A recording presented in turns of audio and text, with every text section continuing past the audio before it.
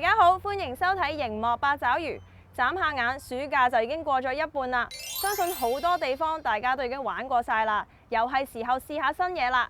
例如係喺公園聽下 live music 陶冶性情，帶埋張野餐墊同朋友一齊 chill 下，又或者帶埋小朋友嚟放下電，都係一個唔錯嘅選擇嚟㗎。萬眾期待嘅 Music on Main 終於返嚟啦！隔咗咁耐都冇咗音樂家想表演嘅熱情，就好似呢3位表演者咁，長笛負責高亢悠揚，大提琴渾厚豐滿，而豎琴就帶出行雲流水之景。就咁坐喺度享受現場氣氛，已經係極致嘅享受啦。至於點解會有呢個演奏會嘅出現，不如等主辦人 David 講下啦。Music on Main presents classical and new music, contemporary music, and we always do it in a way where people can connect with one another. Last year, during the pandemic, we started doing pop-up concerts here in Mount Pleasant Park because we wanted a way that we could make sure that musicians still had a place to make music. But the moment we got to the park and we were with audiences and people were listening to music together again, we all fell in love with the joy of listening. So we decided to come back this year and make pop-up concerts happen again. 同上年一樣，主辦機構特意將表演舞台融入人群，就咁坐喺草地已經可以好 chill 咁享受音樂啦，拉近彼此嘅距離，加上活動有唔同國籍嘅音樂家演奏，重新演繹古典音樂，好有新鮮感啊！ One of the things that I love living in Vancouver is getting to hear music, getting to eat food, getting to meet people from so many different cultures. And that's something that we're trying to do here in the park during the pop-up concerts. So for the last week of concerts, we have the Vancouver Youth Choir singing, and they're made up of all sorts of young people from the city. And we have the BC Chinese Music Ensemble, and they're incredible players who play Chinese music and contemporary music that each of them writes. And our last night features Persian instruments with a Western drum kit. So we have a real mashup of sounds as well. And it's this idea that each of us can hear ourselves in the music of the city, and when we start to listen to music from other cultures and from each other's cultures, maybe we can hear each other a little bit better too. So that's something that we try to do throughout the year.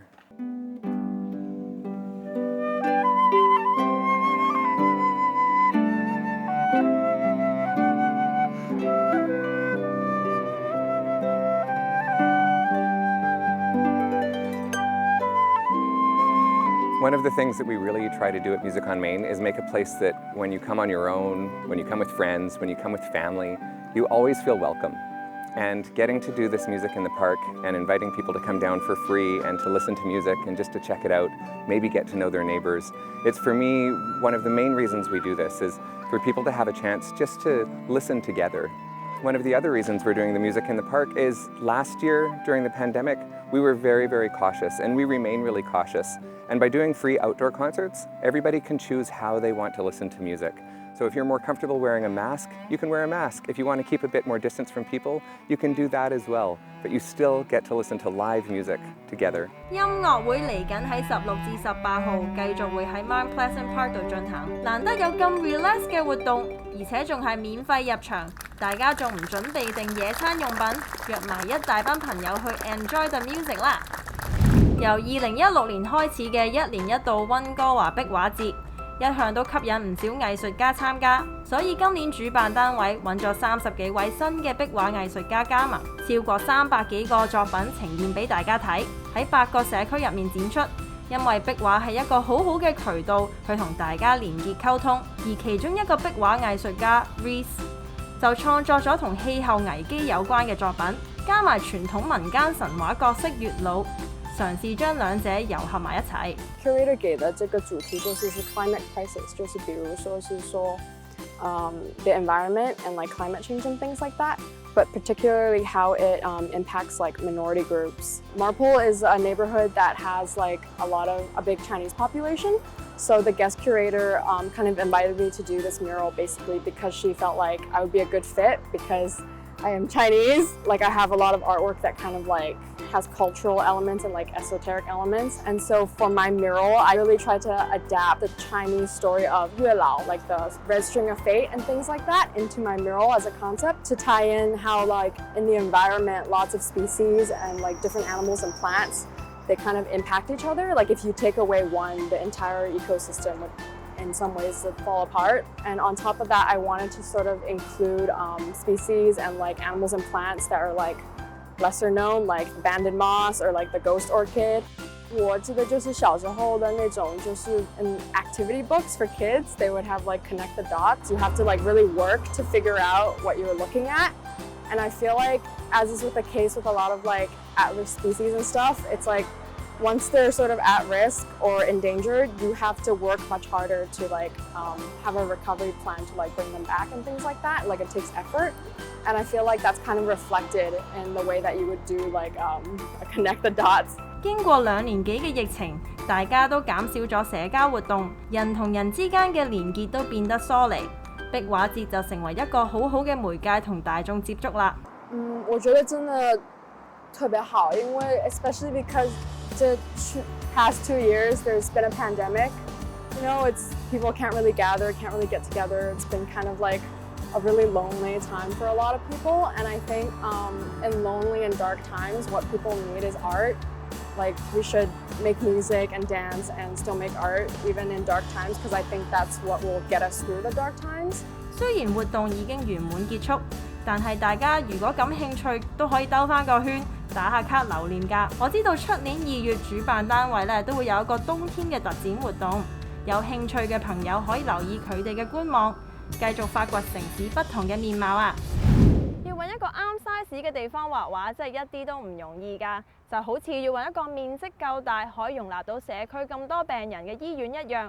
所以列治文醫院最近就舉辦咗仲夏溫情夜籌款晚宴，希望結合咁多善長仁翁嘅力量去擴大院舍，繼續為社區服務。即刻睇下當晚嘅情況啦！今次嘅晚宴活動場地都係由善長仁翁慷慨嘅力量而集得，直接用行動去支持啊！現場仲有唔少中西美食招待客人，知道大家都好想知道醫院嚟緊會有啲咩新設備同目標，不如就等列治文醫院基金會主席暨行政總裁 Natalie 同大家講下啦。We will have a new acute care tower for patients in Richmond opening in 2027. And this brand new acute care tower will include a new emergency department, a new medical imaging center, new operating rooms, and more patient rooms. Lots of new facilities for people. And it's important for people in Richmond, but also for people who travel through YVR, because our hospital is the one closest to the airport, and that's where people go for care when they need it. It's also for people from other communities, because sometimes they'll need to see a specialist at Richmond Hospital. So it's important for everybody. And we are fundraising for our medical imaging center. This center will open in 2027, and it will be very technology forward focused.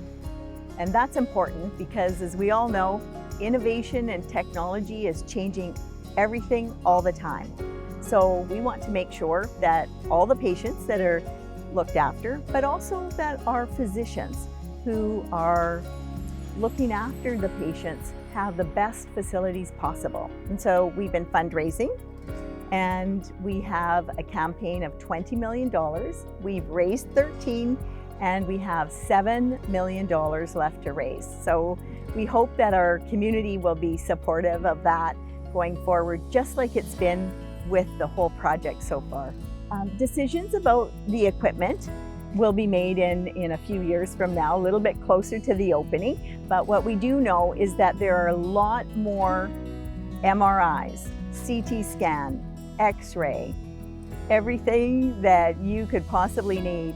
And that'll be a big change for Richmond Hospital, because right now, you know, we do with a lot less than that. And the population's grown a lot, so we have a lot of seniors in the community. Everybody often needs medical imaging diagnostics. 正如 Natalie 所講，列治文醫院係最近機場嘅醫療機構。如果擴建嘅話，唔止列治文嘅市民會受惠，就連外國嘅遊客都會有所得益㗎。其他嘅善長都係抱住同一個理念去支持呢個慈善籌款活動㗎。我們作為一個溫哥華的一個企業啊，所以有機會這個取之於民，用之於民，就是这个去帮助更多的这个有病痛的人能得到更好的治疗。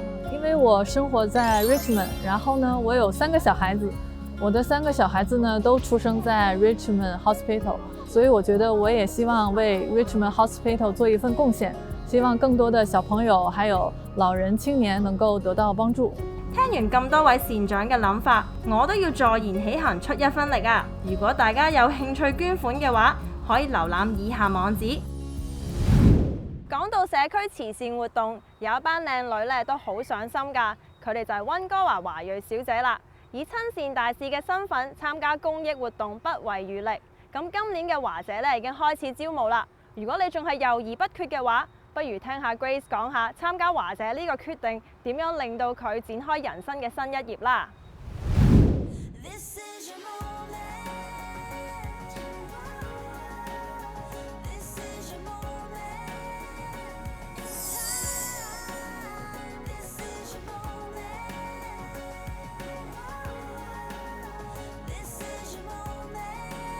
如果是我的话，我会选择珍珠，因为我相信每位佳丽在他们的父母眼里都是掌上明珠，所以经过华裔小姐的参选，会有很多磨练和训练，然后最后就演变成闪闪发亮的珍珠。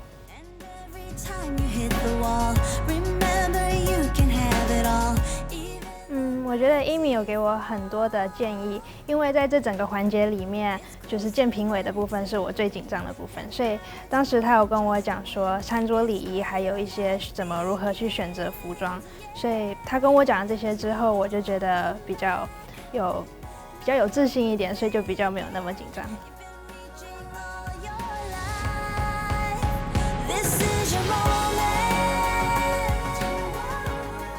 我觉得是一个很难得的机会，因为现在人通常都是忙着上班，不然就是忙着上学，所以很少有機會去回饋給社會。所以我覺得有多餘的時間，能盡一份心去幫助社會的話，我覺得是很大的意義。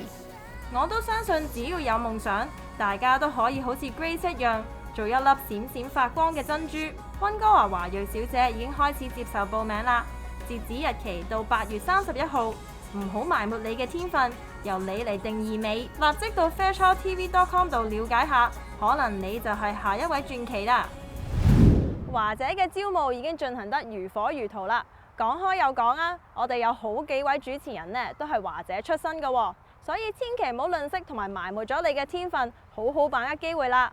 Sonny 啊，多倫多嗰邊好似好他條好寫意咁噃，即刻將時間交俾你啦。係啊 ，Nina， 今個禮拜我哋搬咗成個夏威夷過嚟，感受一下夏日風情，仲有多倫多華裔小姐同大家見面，所以千祈唔好行開。廣告翻嚟，我哋繼續熒幕八爪魚。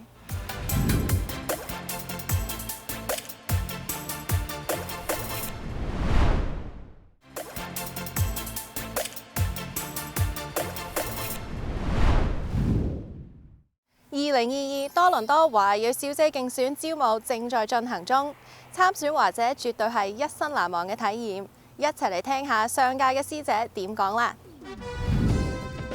大家好，我是2021年多倫多華裔小姐冠軍林小海 Oceana。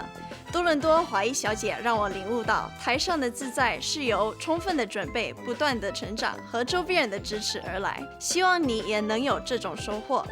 我是2021多倫多華裔小姐亞軍 Janelle 劉琛妍。在參加華姐的這3個月來，我所經歷的一切都造就了今天更加充實自信的自己。無論是挑戰自我、開拓眼界，亦或是結交更多志同道合的朋友，在這裡都可以實現。我係2021多倫多華裔小姐季軍陳月彤 Athena。參加華姐俾到機會我嘗試唔同嘅嘢，展示自我嘅潛能，令我更加認識自己。如果你想同我一樣擁有一段難忘嘅經歷，就快啲報名參加2022多倫多華裔小姐，截止報名日期8月31號。各位女神記得把握機會，盡快報名啦！大方、自信、陽光係華姐嘅代名詞，亦都係以下呢個地方嘅寫照啊！夏天 Aloha 係夏威夷語嘅你好咁解。多倫多一年一度嘅夏威夷風情節就係叫做 Aloha Fest 啦。活動今年係疫情後第一次回歸多倫多，主辦方準備咗一系列充滿海島風情嘅表演之餘，更加為大家帶嚟唔少別具特色嘅攤檔。So Aloha Fest started, I want to say, I guess, more than 5 years ago. So now 7 years ago, since we had 2 years of a hiatus where we had to pause for a bit.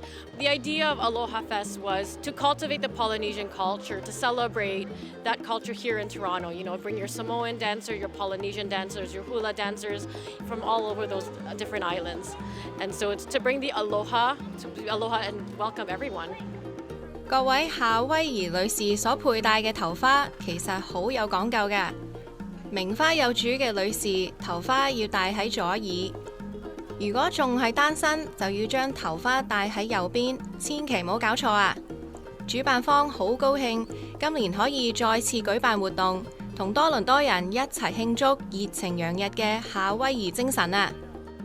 We are so excited to be able to celebrate Aloha Fest again this year. It's, you know, we're all kind of been just waiting for the day for this to arrive again. And so here it is, the sun is out. It's, you know, the Aloha spirit has come to us. And so we are going to celebrate. We're going to celebrate with all our halau, our hula brothers and sisters, to be able to share our Aloha with everyone here in Toronto today. 市中心嘅 Grange Fest 係多倫多其中一個人氣公園，每年嘅夏天呢度都會舉辦熱鬧嘅 Grange Fest， 同市民同樂嘅。多倫多嘅 Grange Fest 係市內其中一個歷史最悠久嘅夏日慶祝活動，今年已經有超過80年歷史㗎啦。活動免費向公眾開放，為大家帶嚟各種適合大人細路一齊參與嘅遊樂項目。Well, we like to think that Grange Festival is a celebration of our diversity and equity of our community. So we have all sorts of games for the children, games of chance beanbags, tossing, and play the game and win a prize. So everybody wins a prize, but it just gives the kids some time to have a lot of fun in the park. It's the 81st year we've been doing it, so it's been going on and on for a long time. But originally it started as a music festival. And that's why music is such a big component of our activities during the day. And you'll see that we have participation from so many community groups. We've got the Toronto Public Library, we've got the AGO. All these community tables are here to give the community information they need and demonstrate the vibrant community that we live in downtown here in Toronto. 主辦活動嘅機構係多倫多其中一個為新移民、兒童以及長者等等弱勢社群服務嘅非牟利機構。Well, University Settlement was established in 1910. It's the oldest community social service agency in Toronto. So the cornerstone of our agency is settlement services. So we're working with new Canadians and immigrants to Canada and help them settle in Canada. Yeah, we've got a very vibrant Chinese community here. We're on the edge of Chinatown in Toronto, and we have many programs for our elderly people. So the Tai Chi group performed here today. Just a cornerstone of the organization. They keep the organization alive. Even though their average age is over 75, it's just such a vibrant piece of our organization. So we've got a Lunar New Year celebration every year, and we've got our Tai Chi group. So the Chinese community is very important to us here at University Settlement. 佢哋更加為小朋友提供唔同嘅社會福利服務，而 Grange Festival 嘅主角絕對非一班小朋友莫屬啊！除咗各種需要動手、動腦嘅遊戲，主辦方仲準備咗雜耍表演以及音樂節目。活動雖然已經結束，不過機構嚟緊仲有各種不同項目服務社會。有興趣嘅朋友不妨登錄佢哋嘅網站，了解更多資訊啦。上個禮拜多倫多連續發出多次熱浪警告，大家又準備咗啲咩消暑呢？我就中意飲返杯凍飲嚟對抗高溫。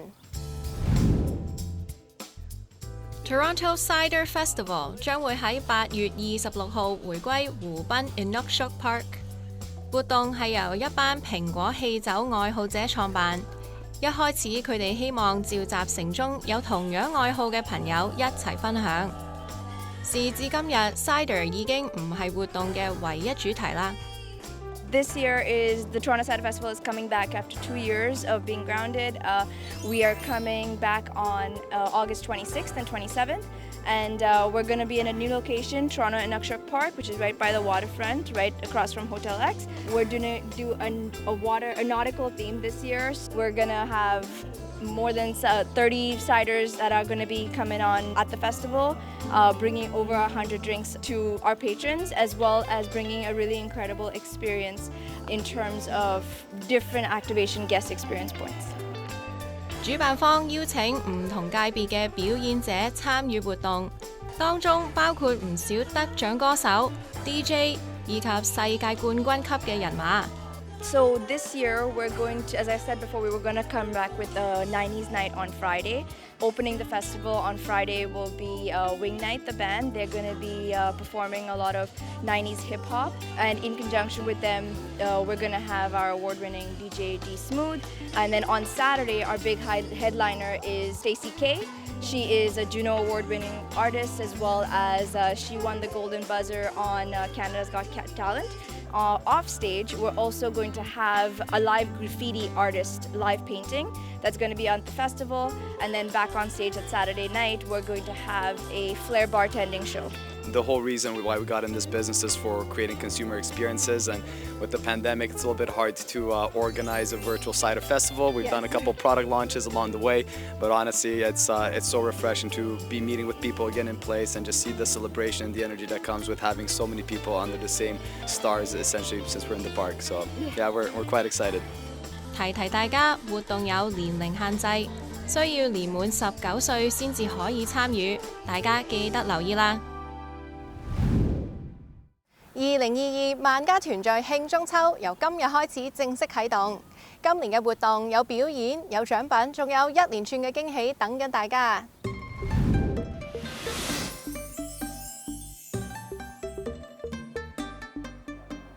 大家好，喺呢度預祝大家中秋節快樂！萬家團聚慶中秋，其實每一年都同社區一齊嘅慶祝㗎啦。我哋過往12年裏邊咧，無論喺列治文山市或者係萬錦市，我哋都有中秋節慶祝嘅節目，大家都參與過啦。雖然我哋過往嗰2年因為疫症嘅關係，所以我哋係轉向喺新時代電視嗰度同大家一齊慶祝。我咁早同大家分享預祝呢個中秋節咧，主要就係我希望大家係一齊參與一個嘅分享你哋對於中秋節嘅難忘嘅經歷。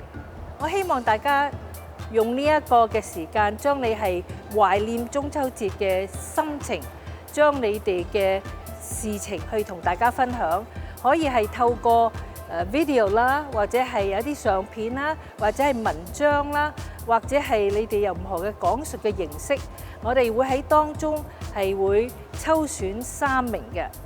我哋呢個節目係萬家團聚慶中秋，你都可以講下點樣為之萬家團聚慶中秋喎？你喺你嘅意念又係點呢？又或者而家有咁多唔同形式嘅燈籠喎，你哋又可以同我哋分享一下。咁我希望係喺到時我哋喺當中抽選有3名嘅，我哋有豐富嘅獎品。其實每一個參加者呢，我哋都會有獎品發翻俾你哋嘅。咁大家踴躍嘅將你哋嘅心思，將你哋嘅思潮同我哋一齊分享啦。其實喺中秋節嗰日，大家一齊聚埋一齊，講翻啲舊時嘅嘢，懷念一下一啲嘅特別嘅事，嗰個就係中秋節嘅意義啦。咁希望到時我哋係可以抽選你嗰個嘅分享。睇到今年嘅中秋節咧，係星期6晚啊！星期6晚咧，好多人都係可以特別係同家人一齊去團聚慶祝中秋。我哋會係喺9月10號係會喺王府井嗰度有一個與民同樂嘅中秋節慶祝會，大家記住出嚟參與啦！喺夜晚6點半至到9點半，同大家一齊慶祝中秋。再一次祝大家中秋節快樂！大家記得準時參與今年一連串嘅中秋慶祝活動啦！嚟到8月中，夏天即將接近尾聲，大家都要把握機會，享受熱辣辣嘅天氣啊！雖然我都曬黑咗少少，不過享受夏日先係最重要啊嘛。Nina， 你又去咗邊度玩呢？趁天氣咁好，我之前呢就去咗啱先介紹過嘅 Music on Main Pop-up Concert 嗰度聽下音樂。下星期呢，我仲會去埋日本市集添。如果你都唔想錯過城中嘅精彩活動，就記得下星期同樣時間繼續留意住熒幕八爪魚啦。拜拜。